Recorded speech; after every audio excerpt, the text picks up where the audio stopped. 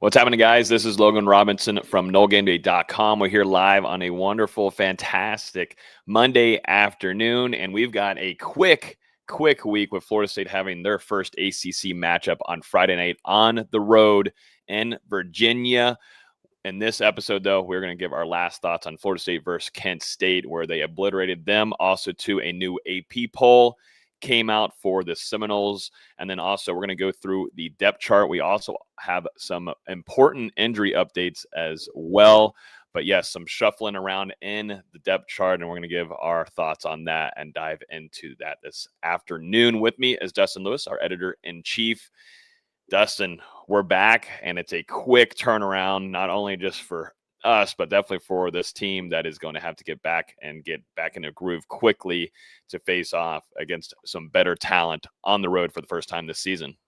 Yep, no time to rest ahead of this ACC opener at Virginia, but Florida State, I mean, they took care of business last weekend. Were able to get the starters out relatively early in that game, and also came out pretty healthy overall. And obviously the status of Tommy Castellanos is something that we'll get into a little bit later into the show. But I mean, right now, Florida State 3-0, number 8 in the country, and you've already surpassed your win total from 2024. So it's been a heck of a start in Tallahassee. Mm-hmm. Yeah, no, it has. And that running game was just throttling all throughout the afternoon. It began right off the bat. And Tommy Castellanos didn't have to do a whole ton. Yes, he did go out there and run. And like you just said, we'll get some further thoughts from Mike Norvell, which he commented on Tommy and his injury status. But before we get started, though, as always, you can listen to this podcast on iTunes, Google Play, Spotify. If you're here on YouTube right now, hanging out with us, hit the like button down below. Also, too, if you're new, consider hitting subscribe. We've got tons and tons of content coming throughout every week for you guys across the board. But let's get started. We got a busy Monday to begin the week. Let's talk about Florida State, Kent State real quick. Your last initial thoughts here, because I was live for the entirety of it. That was a long game. We had the lightning delay, which I didn't even think that there was any issues with weather going into the game. It looked like it was gorgeous. My dad was texting me out there in the stand and said, there's no cloud in the sky. Then out of nowhere, that 4 o'clock, 5 o'clock window of Tallahassee showers decide to show up. We got lightning from a 8 to 10 mile radius. So had to shut things down. So it was a very long live stream for me, but we enjoyed watching Clemson lose that game. But to you, D-Lou, what were some of your biggest takeaways in this one? Well, I mean, what can you say? Florida State, they simply came out and took care of business. And I think offensively, you can be nothing but pleased with a game where you go out and set a program record for rushing yards in a game, I think they set a program record as well for the number of rushing touchdowns that they scored against Kent State, 8 of them, which was the amount of rushing touchdowns that FSU had in 12 games in 2024. I mean, that's just... It's a video game type performance, honestly, and you've seen it now in back-to-back outings for Florida State with what they're able to do against East Texas A&M, coming out 35 points on the board as the first quarter ends against Kent State, tying another program record. I mean, this offense has been doing its thing, and now you see it number 1 in the nation in points per game and number 1 in the nation in total yards per game at the moment as they prepare for this ACC opener against Virginia. I will say the defense, came out, limited Kent State to, I think it was 206 total yards. Obviously, 75 of those came on one play, a busted coverage there in the back end, which, is a little interesting to me. Florida State, they switched up the starting safeties this game and went with KJ Kirkland over Edwin Joseph for the first time in 2025. And then Kirkland, it just seemed like his eyes got caught in the backfield there, and Kent State was able to take advantage of it for a big play. And once they completed that pass, some poor tackling from the guys in the secondary. So I will say, I thought the level of physicality, the attitude from the defense, it wasn't the same as what we saw against Alabama and East Texas A&M. But at the same time, I understand, coming out of a bye week, going up against Kent State, it's hard to get juiced up for this type of opponent. And really the main goal was to come out healthy and be ready to go for this game against Virginia on Friday night. But I mean, overall, in all 3 facets of the game, this was one that Florida State dominated like they should. So they've taken care of business so far, and now they got to do it again on Friday night on the road for the first time. Mm-hmm. Yeah, Florida State. Actually, I'm looking wrong game. This is the wrong game. Thanks, Steve, Stat Broadcast. We're over here just looking at the East Texas A&M game once again. I mean, why not? Why not? Yeah, no, the stats were ridiculous. I mean, Mekhi Danzy, I think, just stands out to me the most coming away from this game. He is an absolute animal of a playmaker for you. And that grab that he had, that was ridiculous. What was y'all's reaction? Which one? Y'all see an aerial view looking straight down. That was incredible of a catch that he made. Which one? I mean, both of those catches that he had were exceptional. The one that you're talking about, I'm sure, is the contested with two guys on him. He goes up vertical, is able to pull that down. And then you had the other one later on where you see that speed, that acceleration past the defender. And Tommy, I mean, put a good ball out there for Mekhi to come down with it in stride. And then you get another jet sweep touchdown. So Mekhi Danzy in the first quarter, 3 touches, 3 45-plus yard plays. This guy's now scored in every game for Florida State. And, funny enough, most of it's been on the ground. Those 2 catches against Kent State were his first of the season. We've been seeing a lot of that jet sweep action for Mekhi Danzy.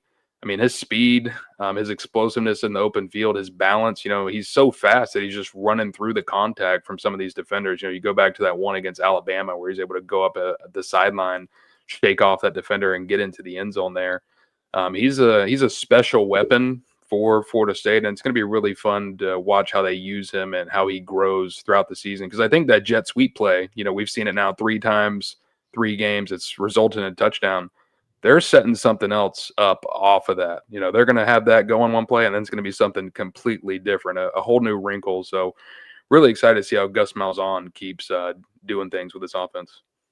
We also saw a lot of quarterbacks in this game. Of course, Tommy Castellanos. And then my biggest question mark going in was, who is Gus Malzahn going to go with QB2? Is it once again going to be Kevin Sperry? And at that time, it made sense because Brock Glenn was limited in fall camp due to a nagging injury per Mike Norvell.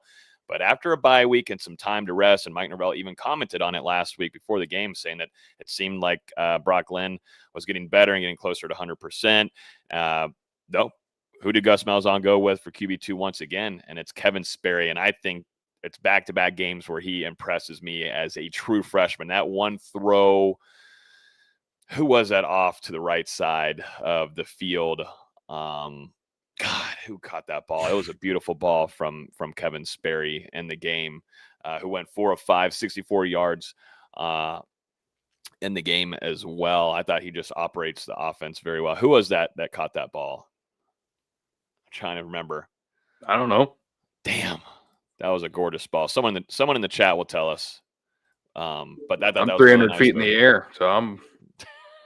Yeah, you gotta get your binoculars out. But I'll find out who that was. But I thought that was a really nice throw from Sperry, and I'll pull up the video too as well. But I thought he's looked good. Brock Glenn went 2 of 5, only had 8 yards on air, but had a touchdown as well. But really, I think you're seeing why Gus Malzahn has talked so highly about this young guy, and I think that is, I think things are leaning towards where that's probably your true backup moving forward. I know we're going to deep dive into the depth chart because there have been multiple changes. Mm-hmm. Still in that realm of where it's Kevin Sperry or Brock Glenn, but I'm taking this to where it's kind of been solidified. And it's on my end, but I think it's Kevin Sperry moving forward. Yeah, and that's just kind of the way it's been so far since the preseason. Ever since Brock Glenn missed that time, I think you've really seen Kevin Sperry step up and take advantage of the opportunity that he had there throughout the back half of that preseason and now early into this 2025 campaign for Florida State. Like you said, Logan, I mean, it was an impressive performance. It's kind of like the East Texas A&M game for me, where I wish he would have gotten some more drives. Like, I almost feel like he's not getting enough backup work out there. But, obviously Florida State had Tommy go down in this one, and then Kevin Sperry went out there while the starters were still in the game. So I understand, wanting to get your quarterbacks out and protect them because you don't have a ton of depth there, experience depth, obviously, behind Tommy. So, I mean, you need to have everyone in that quarterback room ready to go. But he looked poised, made some good throws. That one right there, I believe, to Elijah Moore. Yes. And it was a nice day for Kevin Sperry. So moving forward, as long as Tommy Castellanos is healthy, I'm not sure how much we're going to see him in some of these ACC games. It's obviously probably going to be a lot more competitive than the outings against East Texas A&M and Kent State. But, I mean, would love to see Florida State sprinkle him in where they can, just continue to get this guy experience because, he's looking like a promising prospect for the future. And who knows? I mean, maybe your potential starter in 2026, depending, on what happens with Castellanos, if he wants to come back to Florida State, if they're able to get that waiver for the 2026 season. So, I mean, a lot riding on Florida State's commitment to this guy. Yeah, so here he is dropping back. First off, good blocking, which I want to talk on and speak on as well from the back end. That second group of offensive linemen have impressed me 2 weeks in a row, certainly with the tackle position. But right there, some good blocking for Kevin. Drop back, good feet work, and then has a good release and follow through as well. But he could have easily checked that really quickly down to Amari Williams there on the 50-yard line. But he decides to take that shot to Elijah Moore, who runs a nice route and gets his feet in bounds. I thought that was a great play from Sperry there. And Elijah Moore, too, getting some more traction as well. But that was an 18-yard gain there for the Seminoles. And a lot of young players, you're starting to see that development happen there, and more specifically in the wide receiver room with Tim Harris coming in with Gus Malzahn.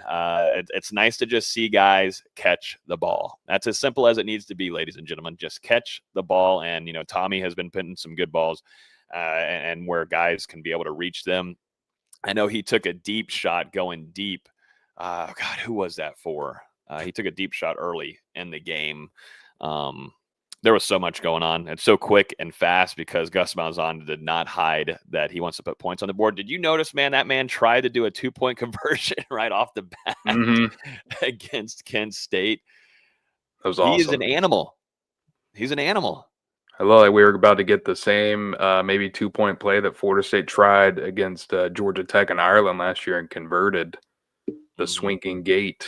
But yeah, the false start there from the long snapper to kind of cut that one down. But I mean, yeah, they're moving again. The tempo is incredible. You'll see some of these big plays. Obviously, we're trying to put something out on Twitter or the website or whatever, and before you can even get a full sentence typed, I mean, Florida State's snapping the ball again. They're going quick. So I think that's going to be something, a really interesting wrinkle that a lot of defenses are going to have to adapt through during conference play, especially now going into the road on Friday night. Like, Virginia knows what they're going up against in this Florida State offense and how explosive it can be. But I think once you get on the field against them and the actual tempo and how fast they can move, it's something different. Yep. Even with that ball that Tommy threw to Mekhi Danzy, it was underthrown there. But, those are things, and I think the staff is working on, is getting a guy like Danzy, who you don't have a whole ton of first-team chemistry built with yet because he was in that 2 deep or 3 deep, wherever he was beforehand going into the season. But now Tommy and them trying to get into some chemistry building, because that is going to happen quite a bit, I think, later on in this season. So getting that shot and understanding now Tommy's like, I got to throw that a little bit farther. This dude is a freak of an athlete and has some serious speed. That's where they're trying to get on track there with one another. That's the thing. I mean, he's so damn fast. Like, anyone throwing it to him and he's running deep route, it's going to look like an underthrown ball because he's that quick. So I think Mekhi Danzy's going to figure it out. That transition to wide receiver is ongoing. He's still trying to get down some of the little details of the position. But I think these first 3 games, I mean, it really shows the sky is the limit for this guy. And feels like every time he touches the ball, and the defense gives him an inch, he can take it a mile. And we've seen it with some of these jet sweeps. You're like, all right, I don't know if he's going to score on this one. Then somehow or the other, he ends up on that corner, getting to the goal line. So he'll be someone that creates a lot of big plays for Florida State throughout the rest of this 2025 season. Total yards, 775. Feel like in that first quarter they're on track to just get to 500. I mean, that's just how quickly and fast paced they were going. 9 of 10 on third downs too, converting those, really impressive on that end as well. Looking at the total penalties, they had 5 penalties there, 59 yards on the day. But yeah, I think the rushing game is something that they wanted to prioritize. When you come in with a Gus Malzahn offense, you want to move people at the offensive line position. You want to push people and move them around. And when you have the arsenal of an attack of talent in the running back room like you do, I mean, it just matches to where you should be dominating on the ground. And right now it's showing that. And I would be honest with you, D-Lou, I think Gavin Sawchuk is really impressive to me, along with Samuel Singleton. We're going to see, I think, a lot of Samuel Singleton moving forward. He had 10 attempts for 86 yards on the ground and 2 touchdowns, but Gavin Sawchuk, 11 attempts, 97 yards, 2 touchdowns as well. He had a long of a 40-yard run, averaging 8.8 yards per carry. Gavin Sawchuk is playing with a lot of physicality. He's not a guy not easy to take down. We saw that against Alabama too. He has been a great get for this Florida State offense as your RB1 moving forward. And we also saw some Cam Davis, D-Lou, as well, get some action. Also, too, in the passing game, a little bit more than I thought that he would. What were your thoughts on that running back room? It's deep. It's maybe even deeper than we thought coming into the season. I mean, a lot of experience, but you're really seeing some of these guys step up who are either newcomers to the room or guys who were younger guys coming into this 2025 season, like Samuel Singleton and like Cam Davis getting his first touchdown of his college career on Saturday. But I mean, how about that addition of Gavin Sawchuk for Florida State? I mean, going back to the spring transfer portal window, there were some certain positions on the roster that were at a premium for Florida State, and you're like, all right, they're going to need another depth guy here. They need a potential starter here. And obviously, went out and got Jerry Wilson to reinforce what you had in that cornerback room. He's been excellent for Florida State through 3 games, and they landed Sawchuk from Oklahoma at the time. You're like, all right, an addition to the running back room. Not sure you really needed it. Well, through 3 games, I mean, this guy's been everything that Florida State needed. Now leading the team in total touchdowns with 6. You mentioned that performance he had there on Saturday. That 40-yard run came on the first play from scrimmage from Florida State. I mean, setting the tone immediately. And, he's got really good vision, plays well against contact. You think back to that run he had against Alabama where he carried everybody into the end zone for that touchdown for Florida State. He's been a really good pickup and excited to watch him continue to grow in this offense moving forward. And then Samuel Singleton, has done some really good things for Florida State here. Obviously, didn't get to see a ton of Usman Kroma in this game for FSU. Only 6 snaps, but when he was out there, I mean, he was a force on the field for the Seminoles. Seemed like they're saving him a little bit more for Friday night. We'll say, it's unclear if Roydell Williams is going to be back on Friday night. Seems unlikely for the Seminoles since he didn't appear on the depth chart today. But I think with everything else that they have in that running back room, they've got enough to carry the load until he does return to the lineup. Everybody's loaded. You got Jermaine Johnson's brother getting in there again, almost 30 yards on the day as well. Jalen Lucas, too, 44 yards on 2 attempts. Starting to utilize that speed that Florida State wanted him from, grabbing him from Indiana. But yeah, you didn't have to have a big day in the receiving room from Deuce Robinson. He got to have a chill day, just 1 catch for 8 yards as well. Just got to chill out. Squirrel Light did not have to play too, so you were able to see what you had in the receiving room all across the board. But yeah, 46 yards in receiving from Cam Davis. We'll talk about him a little bit more once we get into that depth chart too, as there's been a lot of movement there as well. But I thought overall just a good performance in that. Like you said, that Jerry Wilson pick, beautiful.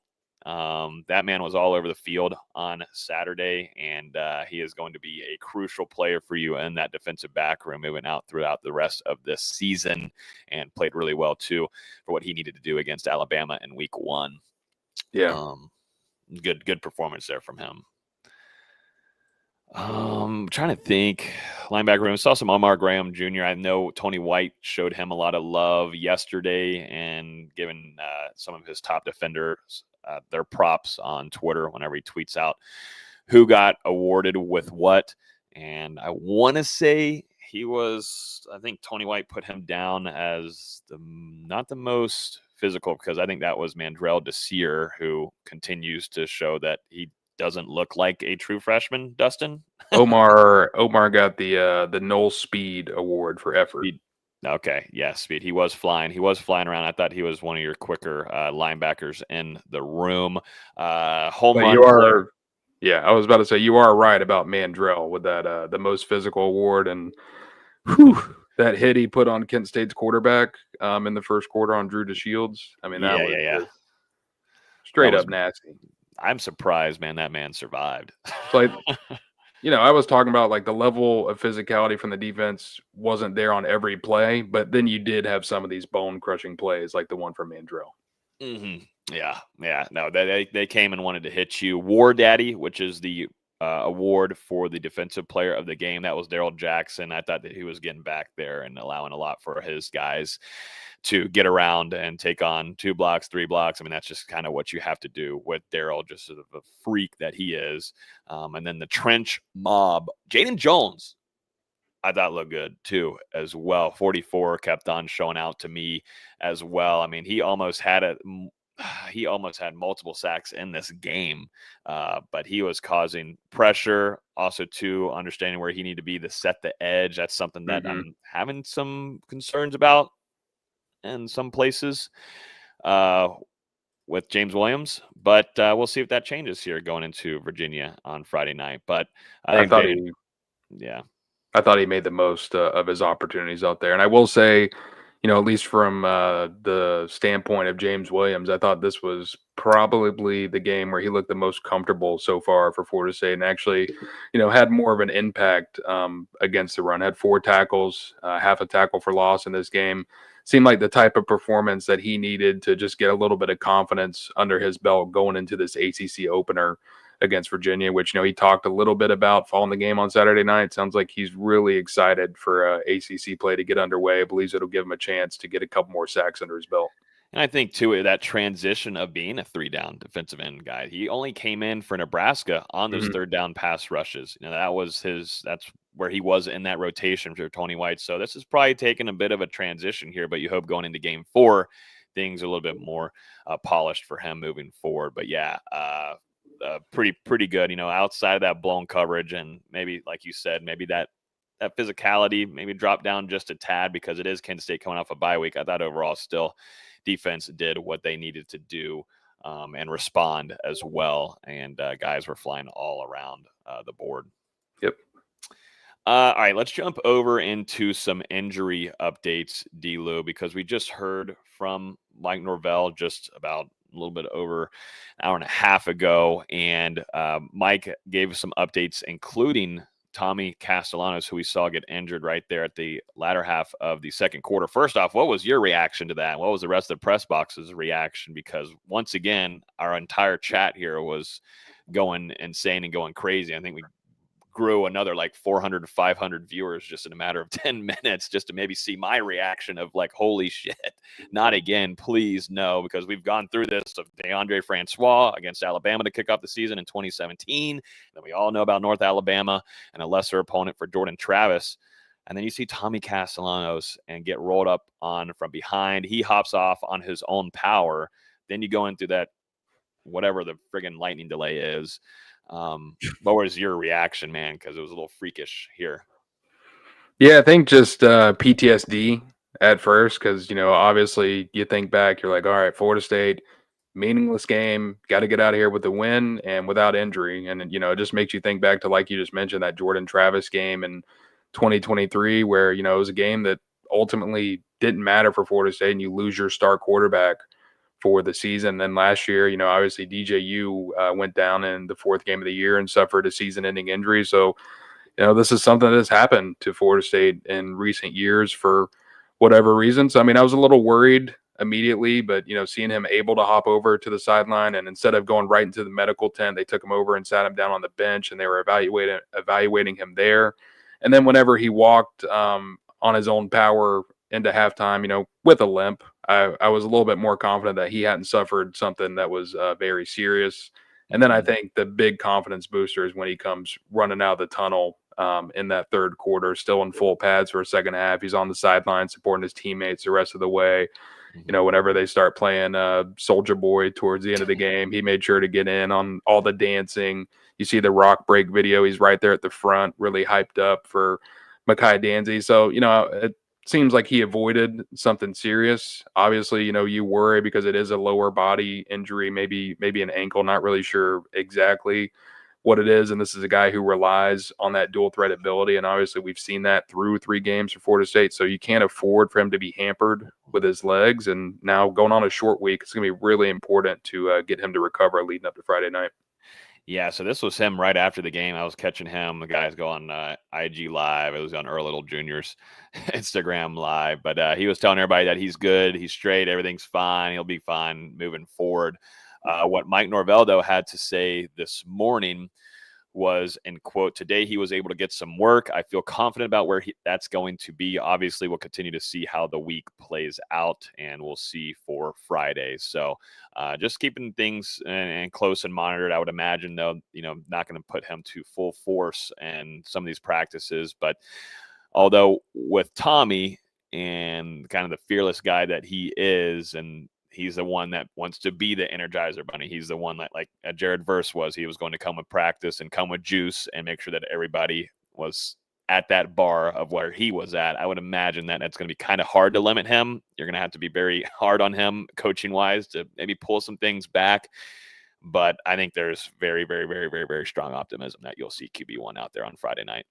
Yep, and I mean that was only further influence to me. Just whenever someone suffers an injury, a serious injury, you're probably not going to get to speak to them post game. And Tommy Yeah. Castellanos was one of two offensive players that was made available to the media after that Kent State game. And, he even said, it was a little bit scary in the moment, but he still feels 100%. Said he still feels perfect. So we'll see how that plays out for Florida State over the next couple of games, because obviously this guy has been as dynamic as they come across the country so far. And I think he's really excited, especially after that exit from Boston College, now get back into ACC play at Florida State and prove a point. 100%. Let's keep moving down the line here. I think a big, massive one, as we're seeing in the comments right now, about Randy Pittman coming back from injury, along with Squirrel White. But here's what Mike Norvell had to say about both of these offensive players for you. So Randy and Squirrel both participated today, barring a setback. I feel very confident that they'll both be available, but we'll see how this plays out.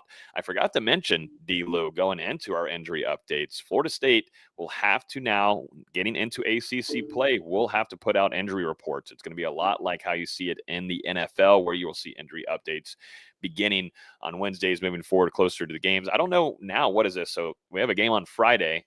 Are we going to get an injury report today? Would that be later this afternoon? So I was actually doing some research into it a little bit earlier this morning, and it sounds like the ACC has mandated at least 48 hours before the game you have to release your first injury report. Then you will also release an injury report the day before the game, and then 2 hours before kickoff. So we should have a couple of different updates leading into Friday night. I'm guessing we're going to get the first one either tomorrow or Wednesday. Okay. Yeah, I guess that would put us on that Tuesday or Wednesday and then Thursday, and then you get it on Friday, 5:00, whatever it is, 5:30 type deal. Something new that is going into the ACC. So we'll have tons of coverage there for you guys, either here on YouTube or at NoleGameday.com. The guys are doing a phenomenal job there. But yes, Randy Pittman. Let's start off with Randy Pittman, because, I mean, he was the most physical player on the field against Alabama. I can't take away, though, our guy Earl Little Jr. He was right there up there with him.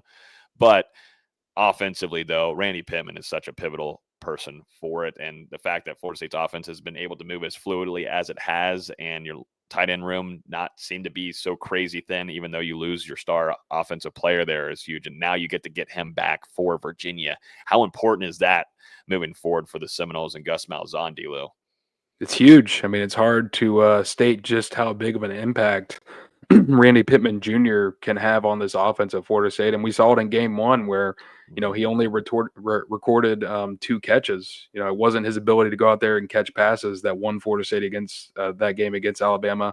It was the physicality, like you mentioned, Logan. I mean, putting Alabama defenders on their backs over and over again. And we've talked about how physical this Florida State offense is, not just the offensive line, but all the skill players. With how well they've run the ball, these first 3 games, averaging well over 300 yards on the ground per game. They've already surpassed the number of total rushing yards that they had for the entirety of that 2024 season, which is pretty crazy to say in itself. But I mean, Randy Pittman, he just gives you another versatile blocker out there, and I think it's going to help Florida State in the running game, but also, open some stuff out in the passing game as well. Yeah, no, 100%. He's just the way that he can do things for you. And then when you match that with Mekhi Danzy's off with his speed coming off the side and what they like to do, I mean, sit down, go and get you some. Why don't you get you a little bite of that? And I'm sure Virginia doing some film on him as a defensive coordinator. Enjoy it. Enjoy it. This is what this guy likes to do in number 13, and go ahead and sit down on yo ass. But yeah, that's some good news there for Florida State. And then Squirrel White, too, offensively in that wide receiver room. You didn't have to see a whole ton of Deuce Robinson, even though he started in that game this last Saturday, but you didn't have Squirrel White. And, we saw how that connection was able to work pretty well early on for Tommy Castellanos and him. It just adds more of a threat there on air for Tommy, which is starting to show that he can throw the ball. He can throw the ball. That was the big question mark going into the season, but having Squirrel White in there helps do that a lot more. I keep laughing whenever you bring Deuce up because in the third quarter, I was like looking around at the sideline with the binoculars, and he was down there eating a bag of pretzels, just chilling. That's where we need Molina to take some shots of that, because it reminds me of whenever Florida State was doing hangman back there with the players. Very, very reminiscent scenario. So it was really big for Florida State, I think, to give Squirrel that week off. Well, now, I mean, I guess really 2 full weeks off since that East Texas A&M game, and to have him fully available for this game against Virginia. That was what we talked about on the podcast. I was like, if he's not 100% healthy, don't really need him out there against Kent State. It's more important to have him healthy for these ACC games, especially just because we've seen him get dinged up, time and time again since he arrived at Florida State, coming off an injury-plagued campaign at Tennessee in 2024. So it just really feels like Florida State, they need to protect Squirrel when they can. They had an opportunity to do so against Kent State, did that, and then now we'll see if he's able to create some more explosive plays against Virginia and some of these teams moving forward like we saw against Alabama. Pretty sure Gilly, my cat back here, now that the camera is able for her to get back in here, she's taking full advantage of it, but she is reenacting what that Alabama player had happened to him, to Randy Pittman. Oh, no. Just absolutely blown up. Yeah. Anyways, moving forward here, let's get some more updates as well. Cam Davis, he was injured in that game, Mike Norvell said, after Kent State, and not listed on the depth chart, which we're about to bring up here in just a second, but something to monitor there, because yes, got to see a lot more of the young man out there for Florida State, but was also, though, listed on the kick return as an option there for Florida State on the depth chart. So a little interesting of a situation as well. We'll get more of a further update there on Cam later in the week, and certainly too with these injury updates coming up, injury reports, I should say. But something to monitor there for Mr. Cam Davis. Yep, we'll get an update one way or the other through these injury reports, and that'll be an interesting thing since we haven't had that in previous years. You're going to have more clarity on injured players going into these games against other teams, and I mean, same thing when you're playing another ACC team. Like, you're going to get the same type of heads up from them. So I think that'll make things a little bit more clear going into each week. But yeah, I didn't see Cam Davis exit, but apparently he went down in the second half, and we'll see if he's able to get back in there. I wonder if Florida State just forgot to update the special teams portion of the depth chart. Come on, graphic designers. Come on. I know whenever it gets tweeted out, like they only tweet out the offense and defense, and maybe they just missed that this week, or who knows? But like with Roy Dell going down, I think Florida State, they've got enough in that backfield to keep things moving if Cam Davis is out this week. Real quick, this is from Karen here on Facebook asking about the Kent State player that got injured and was carted off and looked really, really scary there. Seemed almost like a neck injury of some sort, of concussion. Just wasn't. It was kind of like a freak tackle there for him. Atik Muhammad, there was an update yesterday that he was actually released from TMH there in Tallahassee and returned on a flight home to Ohio, a Kent State athletic spokesperson told the Tallahassee Democrats. So some good news there. Obviously, a very scary incident, and you just hate seeing that. And hopefully that he can fully recover and get back to 100% on his end. Yeah, and I believe he was actually able to return home with the team on Saturday night following the game. Like, they took him over to the hospital for precautionary reasons. They were able to confirm, that he had still had movement and everything like that, and then he was able to go back home with the team. So obviously wishing him the best in his recovery, because you hate to see any player, like you were talking about, Logan, you hate to see anyone go down with an injury like that. But such a physical game. It is. And then going over to wide receiver Chase Lofton, as we know, he moved over from tight end 2 wide receiver because that tight end room got pretty loaded. And so they wanted to see more of Chase Lofton because they feel pretty highly on this young man. But he said, Mike Norvell said today that he pulled a leg on Saturday. In quote, Chase will be out for a period of time. We still have got to see what that looks like throughout the course of this week. He will be out this week, probably the next couple of weeks, but hopefully we'll be able to get him back sooner than later. So some, tough news there for Lofton. It's not a brutal impact for Florida State's offense, but the staff feels very highly on him, as we could tell. Getting him in there is, making that transition over to a new position. They just want to see him out there on the field as much as possible, but definitely a tough situation because it definitely was a weird. I don't think it was even contact. It was just wasn't. Pulled it off to the sideline on a route. I think it was like a deep out route or something that he was running. It was like I couldn't really even tell, but maybe a hammy of some sorts, and might it's going to take a little while. It was one of those that you just really don't like to see. The guy running the route makes a cut and then goes down with the non-contact injury. Obviously we've seen multiple of those types of injuries in the NFL so far, and typically, they're pretty severe. So I don't want to speculate on what Chase Lofton is dealing with, but he went down. They took him over into the injury tent for a little while, and then they had 2 trainers escort him back to a locker room, and he was moving very gingerly. So hate it for the kid. Obviously a lot of potential for him, and he's such a big target at 6'6", 220. He's got that flexibility to kind of move between the wide receiver and tight end position for Florida State, and it seems like he's got a bright future for the Seminoles. So just hope that he can recover, and hopefully it's not something that'll keep him out for too long, or at least the rest of this 2025 season. After a couple of weeks, he can start to ramp back up, get back out there for FSU. And then Kevin MF and Wynn, baby, looking like we could get a true freshman debut from him on Friday night. I'm giddy. I'm excited for that.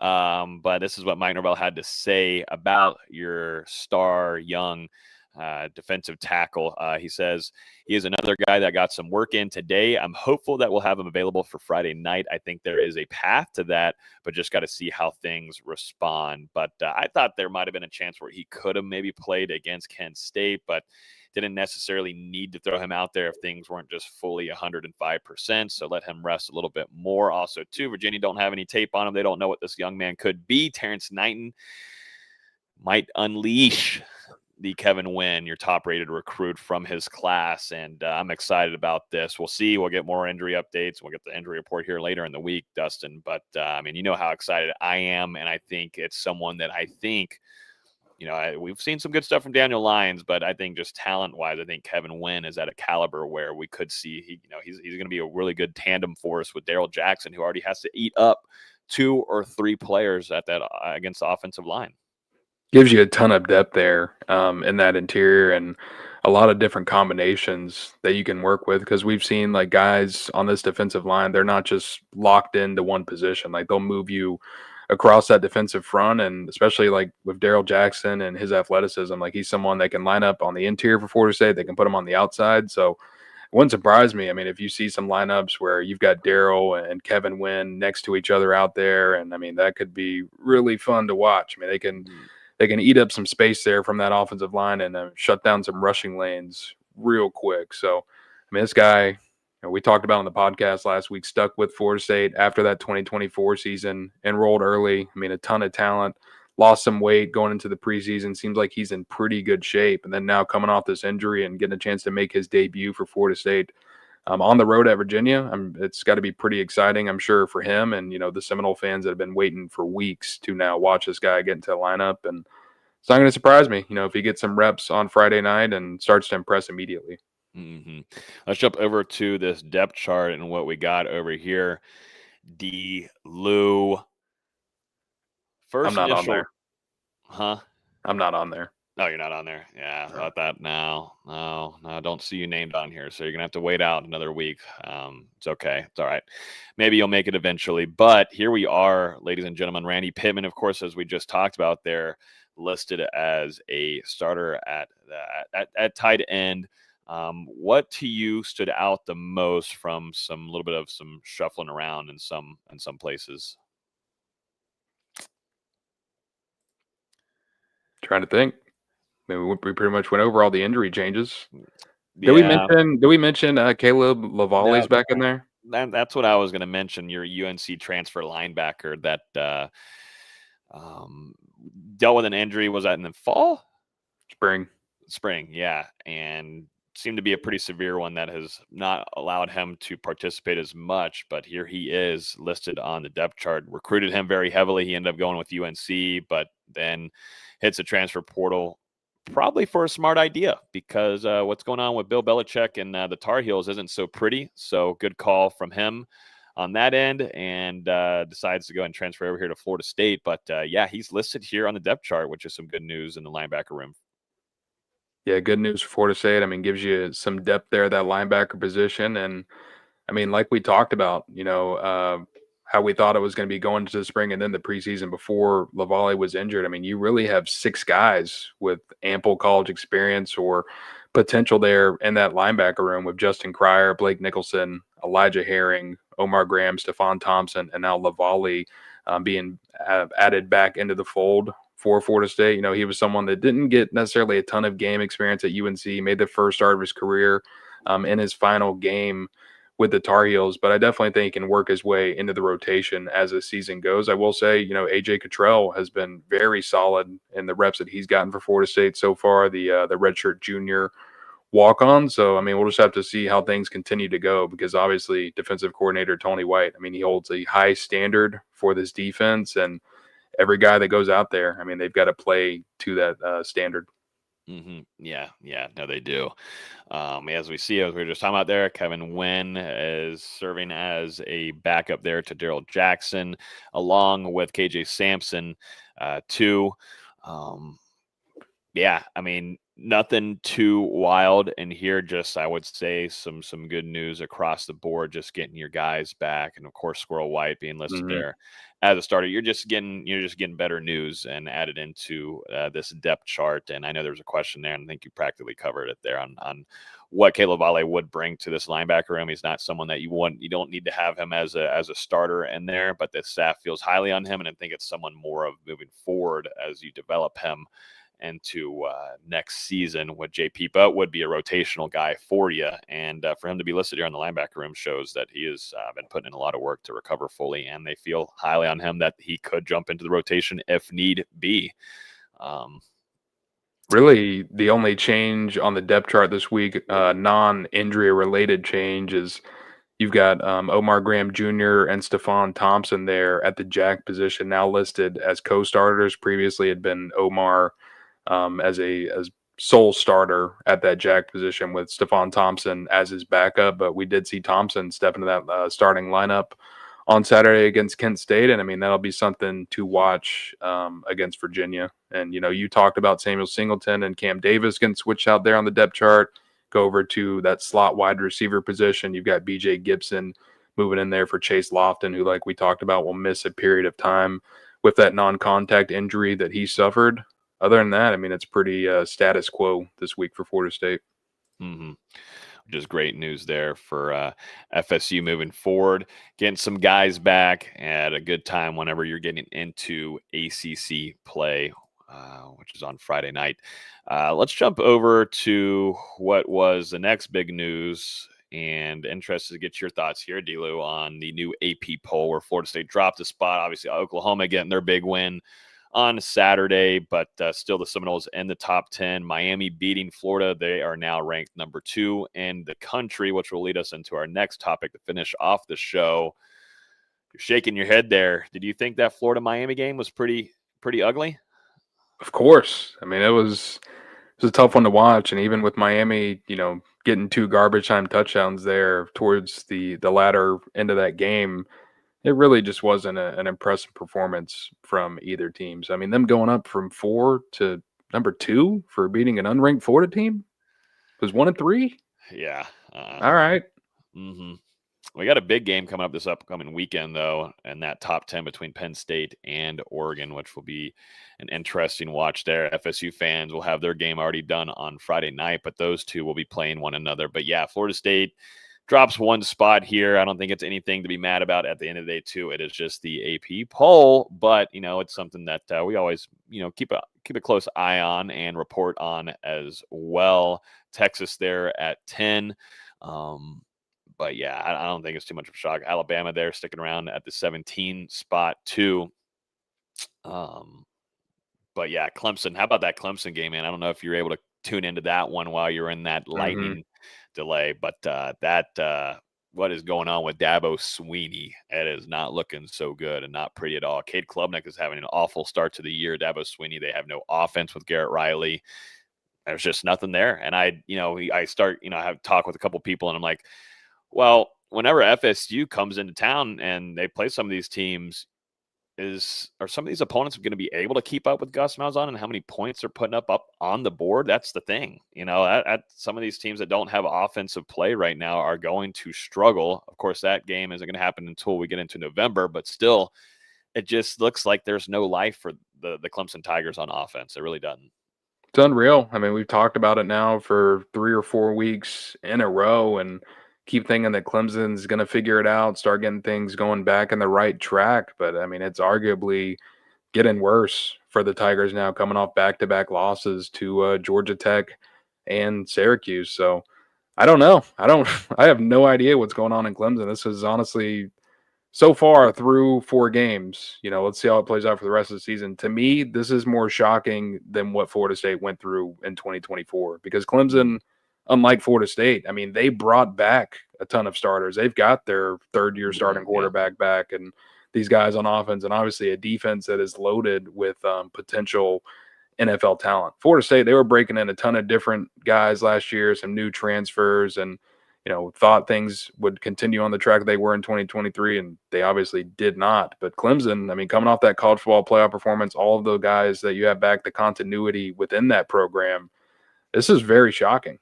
And now, continue to be outside of the top 25. We're going to have to see. I mean, Dabo Sweeney, he's got a lot of questions to answer. And, I mean, the pressure is certainly mounting over there in Clemson.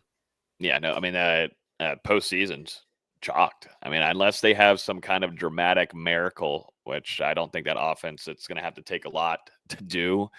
I mean, it's gone from where, they were expected to be a top 5 team, make a push for a college football championship there, a college football playoff championship. That's just not the case anymore. And they've got a lot more things internally that they're going to have to figure out there. And he already, before going into that game this last weekend, was going at reporters and saying that, well, if they want to fire me, they can fire me. I can go find somewhere else. I'm not done coaching. I'm only 50, whatever age he is. I'm young. The regular Dabo Sweeney BS, but just funny stuff there. And we'll see what the Clemson Tigers do, because Florida State does go on the road in Death Valley in November. And I'm really just wondering, is Clemson going to be able to hold on to the rope? Because like you kind of said, I mean, so many high expectations coming into the season, and now off to a 1-3 start. And it looks like it's going to be very tough for Clemson to compete for a potential chance to make it to an AC championship, let alone a college football playoff. So with all of those guys who had all these thoughts in their head of how this season was going to go and how it's actually going in reality, are they going to be able to stick together, or is that locker room going to fall apart? Yeah, we'll see. We shall see.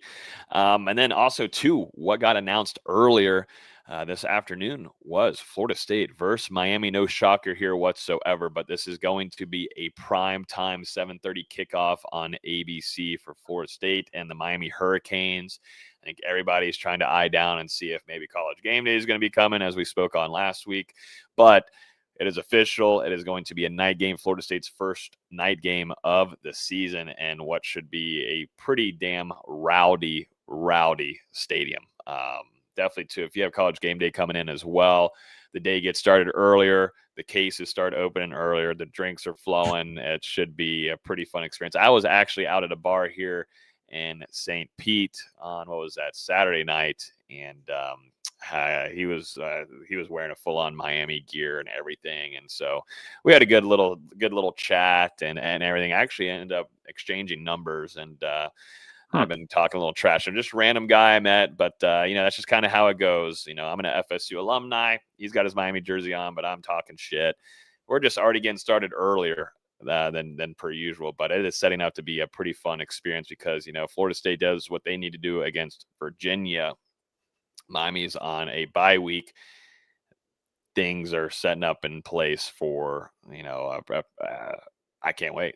I'm hoping that maybe we'll get 3 credentials this time and I can get up there and get in the press box. If not, no matter what, we might do a little watch party on here for the YouTube channel. But looking forward to this one, D-Lou. Looking forward to it. Definitely in a nighttime doke in the newly renovated one.